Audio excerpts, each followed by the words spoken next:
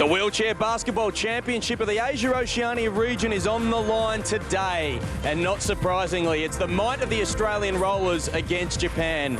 The Rollers have not been defeated since their victory in Beijing and have been brilliant in this tournament so far, winning their matches by an average of 56 points.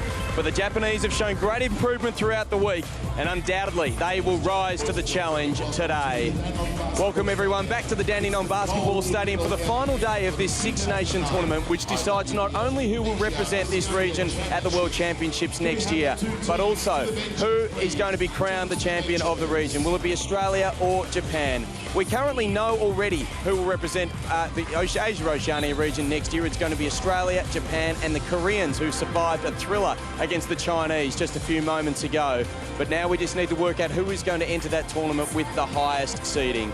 Before we preview the game between Australia and Japan, let's recap how these two teams have arrived at the final today. And Australia started the tournament with an absolute bang, defeating the Kuwaitis on Tuesday by 87 points. It was a similar margin against the Malaysians, and then things got a little bit more difficult. They defeated Japan by 36 points, the Koreans by 31 in a real arm wrestle, and then China by 32 points yesterday. The Japanese, well, they've had things mostly their own way. They started off on Tuesday with probably their two toughest matches of the tournament, defeating Korea and China. They lost that one to Australia by 36, and then a couple of cruisers against the Malaysians and the Kuwaitis on Thursday and Friday.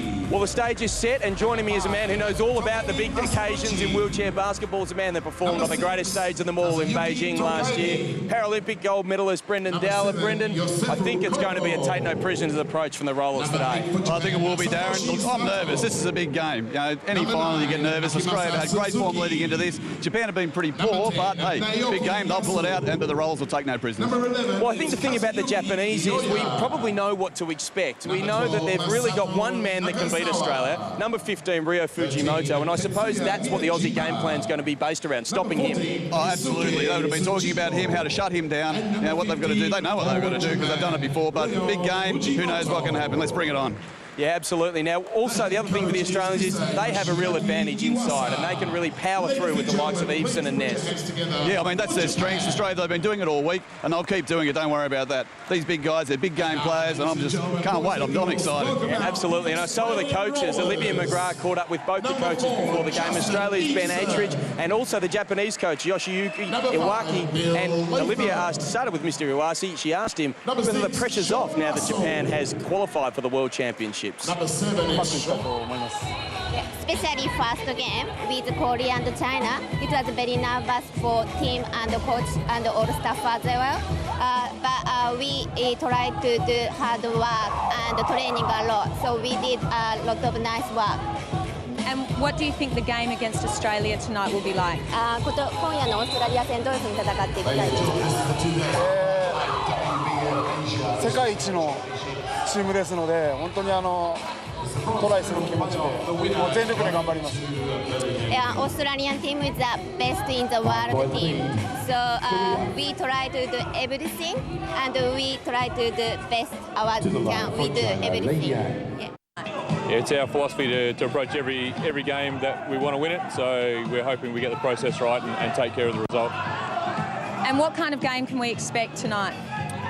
Typical Rollers game, physical, hard fought, give them nothing, and I'll challenge the guys throughout the game, different combinations, but we want to get this done. We're actually going for 5 consecutive Asia-Oceania championships, so that's a bit of history that we'll talk about in the room before the game, but yeah, overall we'll take a 1-point win.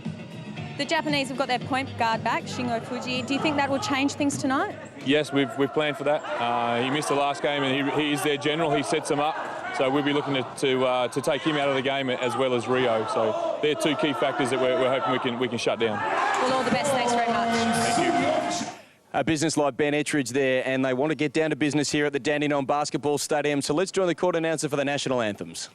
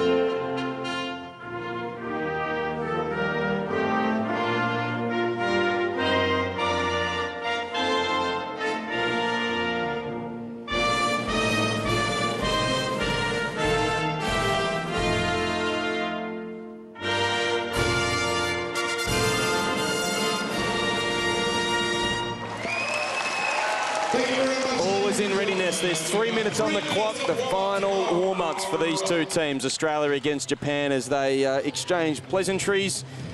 That'll probably be the last we see of those, Brendan, once the teams take their court, particularly if this man gets going. Justin Eveson, the best in the world.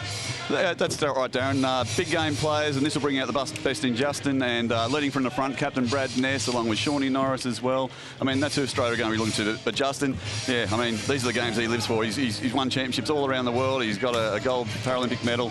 He'll keep going, and we watch for him, and especially the first quarter. I think that Coach Ettridge will be really looking to take control, and Justin will be a big part of that.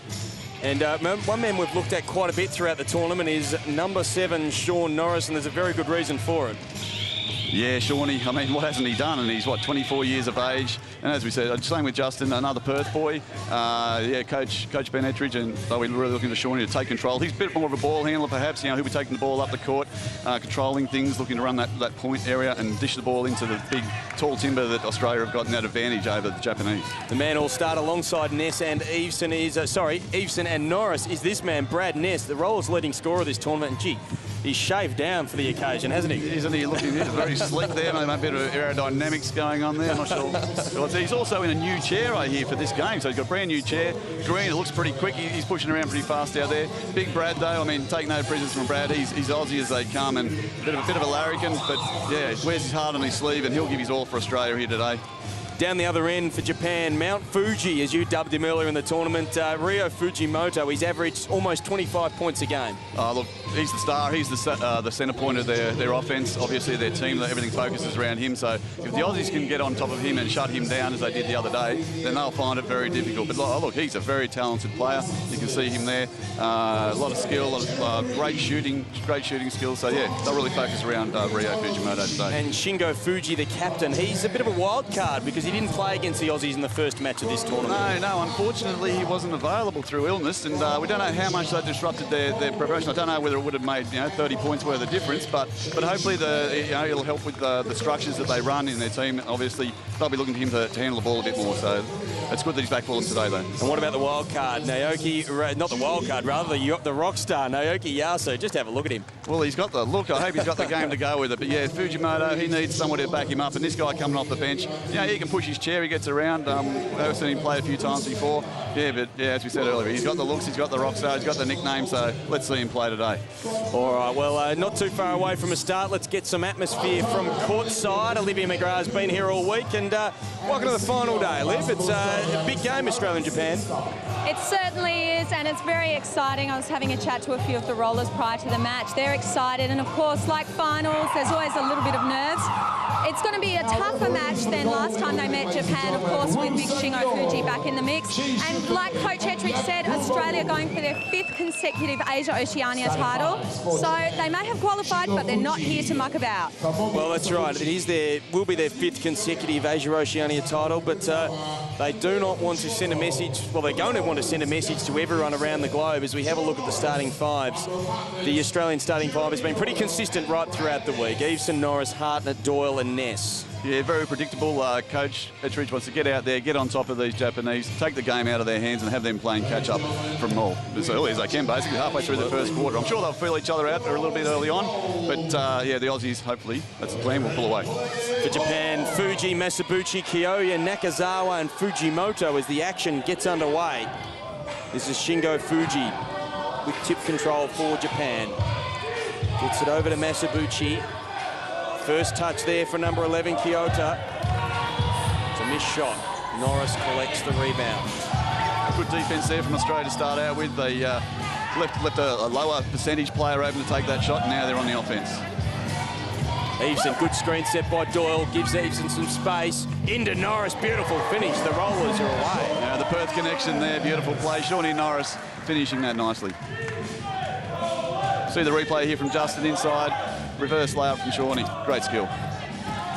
Eveson with another rebound for the Rollers. Away to Norris. The missed shot from the Japanese player there, Fuji. Norris has to retreat. Into Ness. This is what we will see quite a bit of. Great angle on the shot from Ness. He can't quite hit the target. Nakazawa with the rebound. He didn't quite seem too stable in his chair there. I don't know if that's his new chair or not, but he didn't seem quite. He kept putting his hand down on his wheel, so we'll keep an eye on that as the game goes on. Perimeter shot from Masabuchi. It's an air ball. Not a great start from Tomomi Masabuchi. You see the Japanese bench. That is the one area that the Rollers have such an advantage over the rest of the competitors in this region, is the depth off the bench.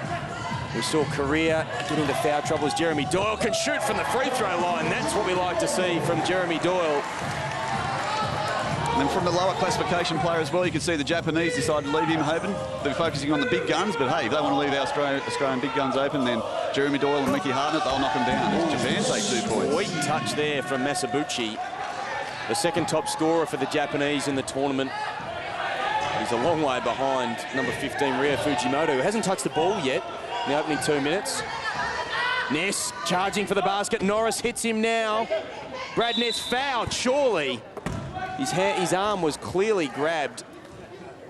And the foul, I think, will be assessed against number 12, Nakazawa. Great play there from Brad in his new green, sleek-looking wheelchair. He backpicked that Japanese guy down the back court, as we could see, and that allowed him to come thundering back through into the middle of the key there. Got position. They got no option to a shot to foul Big Brad in the middle of the key there. They can't reach him. So as we say, just a cleanly shaven Brad Ness, just obviously wants to look the goods on the big occasion. And he's also got significant shoulder strapping there, Brendan. There's been quite a bit of that throughout the tournament for the Australians. Yes, there has. Physiotherapist Ian Luppi-Lauther said that this is probably one of the worst tournaments for shoulder problems that he's had with the Rollers team. Sean Norris had some problems earlier on. Eric Corrie's had some problems as well. So, yeah, he's been kept very busy, the team physio. Fujimoto, first touch of the game, guarded by Hartnett. He can shoot that, Fujimoto, in and out. Ness collects in, long pass, baseball pass, looking for Eveson. He saves it, kept it alive. Oh, luck's of fortune for the Aussies. Spectacular play from the world's #1 player there, Justin Eveson. Just the speed. Just look how quick he moves down the court. Just flicks it back there. Oh, I took out the camera. Maybe you don't mind. I didn't see that live. This will be good. Look. Bang! Up close and personal with Justin Eveson. Right, there's our closer for the evening, just put away, that's for sure. Must have looked like it was going to come through the TV into everyone's lounge room there, Darren. And we should say that is a camera on the end of a boom. It's in a bit of strife, but at least he hasn't killed some poor cameraman in the process. As errant pass.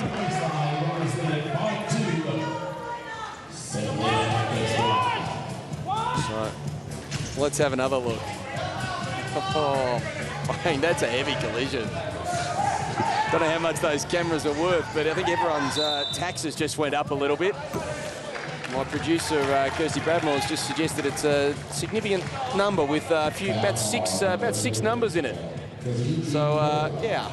I hope you paid your taxes, Brendan, because it's just about to go up a little bit. Look, it's worth every cent. The look we saw on that coming through. Geez, that was good. That's what it's all about, wheelchair basketball. Isn't it? It is. So Sean Norris on the free throw line. That is that same camera on the jib, so everything seems to be in working order. Keep it behind the backboard there. Yeah, a bit safer. Nice and safe. 24-year-old from Perth, Norris, misses a couple. His free throw shooting's been pretty ordinary in the tournament. Misses both there, and Japan have a chance to draw level. They trail by 3 in the early stages. Masabuchi, 2-point attempt. He has a sweet stroke. The Japanese are very technically proficient, and if you leave them open like that, they will knock it down. So this will stretch the Australian defence. We can already see they've started a lot better than what they did in the pool game. Eveson gets around Masabuchi in towards Norris. Nakazawa challenges him. Norris goes again. Good cut there from Eveson. Right into position. Fujimoto with a block shot. He gets the loose ball. Now, good chair skills there from Masabuchi. Nakazawa's offering under the basket. They retreat to Fuji. Pass was a little bit strong. Shingo Fuji on his right bicep has a tattoo, Kobe Bryant. And I think his teammate just about would have had to have been Kobe Bryant to reel that one in. A little ambitious, that pass, but they're taking it to the Australians. The Japanese, they're having a go. And we've got 5-4 at the moment. Close game. Eveson into Norris. He's been really prominent so far, Sean Norris. He's got 4 points. Yeah, Australia's tall timber under the basket there again. Very difficult for the Japanese to guard, but they're on offense now. Masabuchi's got all of Japan's points. This fires that time. Oh, Norris just behind the back, if you don't mind. Eveson gets some good help from Hartnett. Ness is there as well. Passes to him now. Disappointing miss from Brad Ness. But Eveson and Norris kept it alive, and the big man, Ness, can finish it off. Yeah, helps his teammate out there with a second look at that. Made no mistake the second time after that first practice run. Just caught a glimpse of Aussie coach Ben Ettridge as we see this in replay. That was the miss. Watch the work from Norris and Eveson. Touch pass. Another assist. Justin Eveson leading the tournament in assists. Has a flash at that ball. Double teaming Fujimoto there. We can see Brad Ness and Justin Eveson. One in front, one behind, not making it easy for him at all. Not wanting to get in any touch at all. Oh, Eveson gets bumped, puts it away. No! Just rolls out. The basketball gods weren't smiling then, but he was fouled, and it was a good effort to get that up. He goes to the line now to take 2 free throws, to the charity stripe, as they say. And I'll put my money on him today. I'll put the commentator's curse on him on previous games, but my money's on him today. Big game, Justin loose. There it is. On, I think it was Wednesday, or maybe it was Thursday. I forget, Brendan, all the days are rolling into one at the moment, but he was a perfect 8 for 8 from the line. So it looks like that just the snap of the twine on that first one looked like he was in good touch, but splits the pair. Australia lead by 6. Fuji. Oh, good pass from Fujimoto into Kyoto. They kick it out for Masabuchi again. Will they let him shoot out there all day, or will somebody decide to go and guard this guy? Well, whose responsibility is he? Are the Aussies playing a man-on-man, or are they... They are playing man-on-man, so somebody should be matching up on that.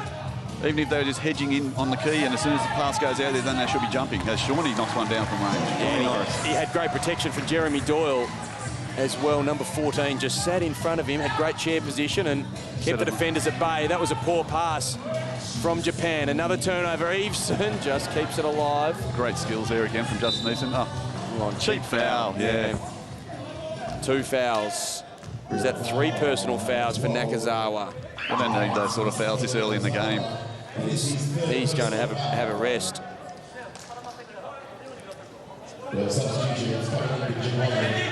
Justin Eveson directing traffic.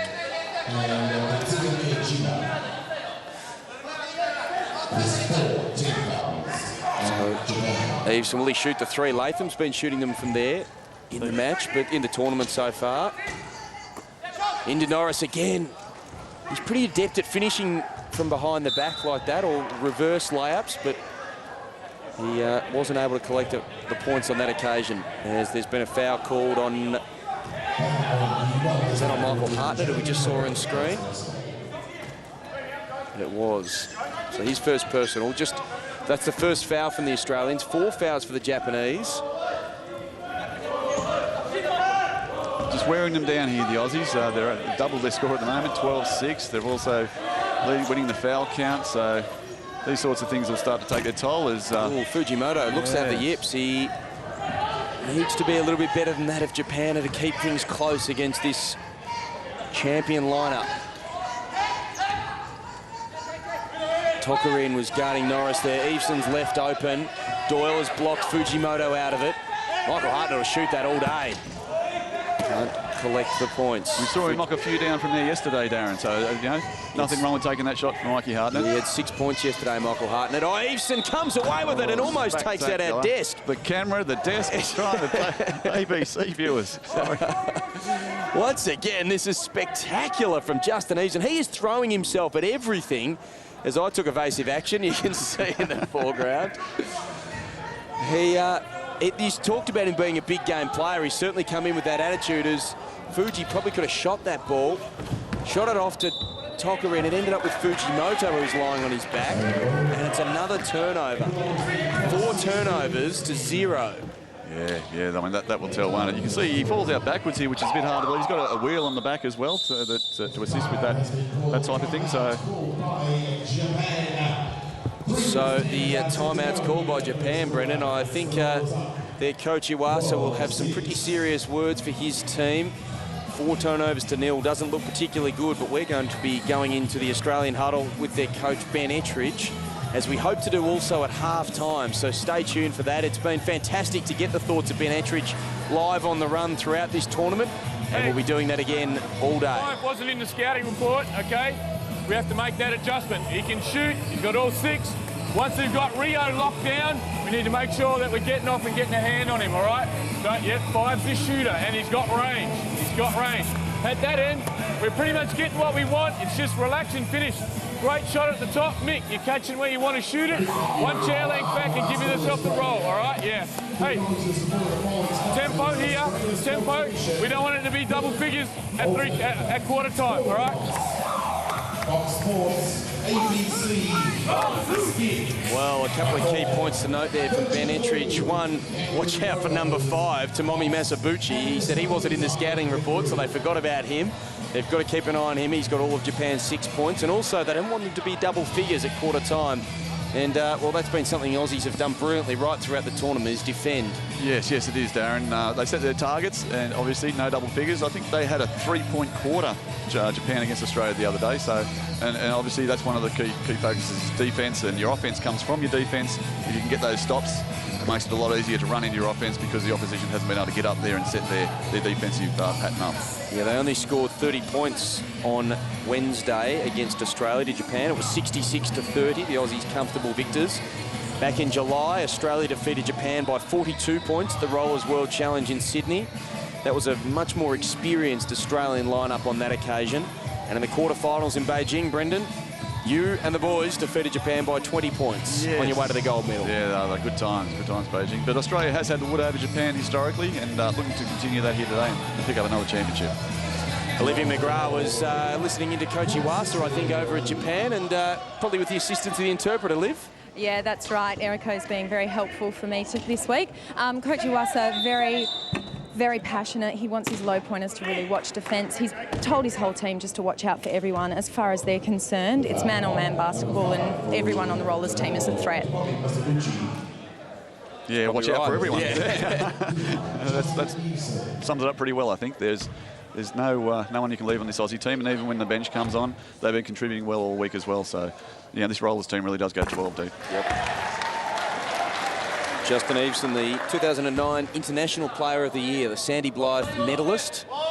And it was a very emotional Justin Eveson when he received that award back in July at the Rollers World Challenge. And you see the crowd looking on? Yes, the players vote on that award themselves. So after each game, the players give a 3-2-1 vote. So all the players and the coaching staff as well. And so at the end of the year, they're all added up, and Justin was deemed by his peers, by the people most important to him, I'm sure, the people on the program, to be the most valuable player and win that Sandy Blythe medal in memory of a great Australian player, Sandy Blythe. Japan quickly down the court after the Australians put them under pressure, and Ness in the passing lanes. Norris, Hartnett will help him out. He'll go left here, Sean Norris. Gee, Hartnett got into some heavy work there, and perhaps lucky not to be called for the foul. Norris's shot misses, and it is back out to Eveson. Hartnett again, he'll shoot this all day. Off target again, 0 for 2, Mikey Hartnett. Australia lead by 8. Masabuchi, the shooter. Tokarine is not known for his shooting. He's much more a defender and an orchestrator of the play. This man can probably shoot from outside Miyajima, but again, they cough it up. And they were double teamed there again. Sean Norris in front, and I think it was Brad Ness, was it, behind Fujimoto, so they're making life very hard for that scoring machine from Japan. 6-0 turnovers. Japan really out of options. Norris. Australia have scored the last 6 points. And in fact, they've scored 11 of the last 13. Fuji snaps that run. Shingo Fuji, the captain of the Japanese team. As we see Ben Ettridge, the Aussie coach, and the Kuwaitis as well here looking on. It's fantastic. It was great that the Kuwaitis got a victory in their last match, the playoff for 5th against Malaysia. And Yusuf Nazir, number 10, who started the game. We're pretty impressed with him against the Aussies. Had 42 points. That's huge, isn't it? That's huge. At any level, there we go. Kuwaiti's on there. Nizar Mohammed. They're a lot of fun, the Kuwaitis. They're having a great time over here in Australia. Yeah. Nizar Mohammed, the big man there with the headband. He is a pretty passionate player out in the court. We enjoyed watching him the other day. Certainly was. And great they could record a victory and finish in 5th spot in the tournament. And we'll have some highlights coming up at half-time, Brendan, as well, of the absolute thriller between Korea and China, which was the fight out for the 3rd spot in the final qualification berth. And, well, the Chinese, they were so brave, and they just failed, losing by 2 points to the Koreans. Yeah, nobody expected them to be in it. I mean, the people before the tournament would have said, Australia 1, Japan 2, Korea 3, and that's the end of that. And but no, the Chinese took it up to them. I think that Korea won by about 12 points in the pool game over China. So, but they really picked it up, and it went down to the wire, that game. Very exciting. Really, the Chinese, it was sort of theirs to lose, I felt, in the last quarter. But anyway, we'll talk a little bit more about that at half-time. As I say, also going into the runes with Australian coach Ben Ettridge. There's Rio Fujimoto. Misses them both. That's really disappointing. He's still not on the score sheet. Rio Fujimoto, and his side trails by 10. That's the way Australia would like it. They were really focusing on him, obviously, to keep him scoreless and keep his score down anyway, his contribution. He's responsible for 3 of the turnovers, which probably, in fairness to him, they may not have been his. I've said he's responsible for them. They've been assessed against him. He perhaps wasn't responsible for them. He was the target when the pass was coughed up. And he probably won't get a rest. He's been guarded by Justin Eveson on the far side of the court there. You see him spinning around, trying to get position. This is Yasu, the rock star, for 3. Off the target. Eveson collects. There's no